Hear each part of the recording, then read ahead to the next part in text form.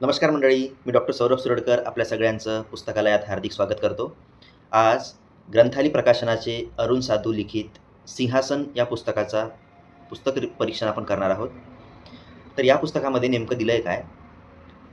तर 2019मध्ये महाराष्ट्राच्या निकालानंतर जे आमदारांची पळवापळवी सुरू झाली, आपल्या गटातले आमदार राखून ठेवण्यात, दुसऱ्या गटातले कसे आमदार ओढून आपल्या गटात आणण्यात येतील, याचा प्रयत्न झाला.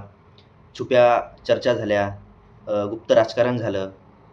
तर हे तंतोतंत जसंच्या तसं अ, थोडंसं साम्य आपल्याला करता येईल अशा प्रकारे 1977लाच अरुण साधू यांनी सिंहासन या कादंबरीमध्ये हे सगळं लिहून ठेवलं आहे आणि 2019मध्ये आपण त्या गोष्टींना याची डोळा याची देही परत पाहिलं, की कसं हे आमदार नंतर किती कोणत्या थराला येतात आणि नंतर कशी आमदारांची खेचाखेची सुरू होते.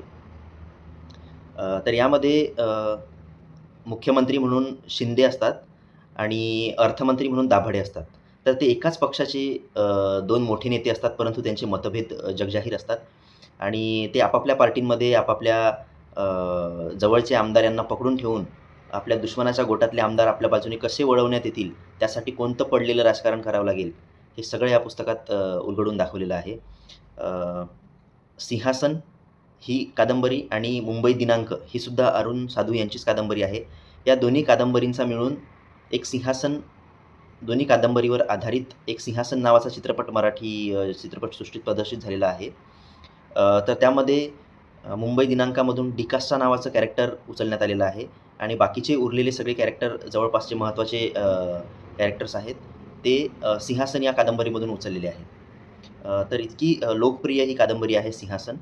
तर ज्या लोकांना राजकारणामध्ये इंटरेस्ट आहे, ज्यांना राजकारणातल्या खुबी जाणून घ्यायला आवडतात, मंत्रालयातल्या काही घटना कशा घडतात, हे जाणून घ्यायला जर आवडत असेल, तर त्यांच्यासाठी हे पुस्तक फार उपयोगी आहे, मनोरंजक आहे. या पुस्तकात एकूण पानांची संख्या 352 आहे आणि पुस्तकाची किंमत ₹250 आहे. तर हा पुस्तक परीक्षणाचा व्हिडिओ आपल्याला कसा वाटला, हे नक्की सांगा आणि चॅनलला सबस्क्राईब करा. धन्यवाद.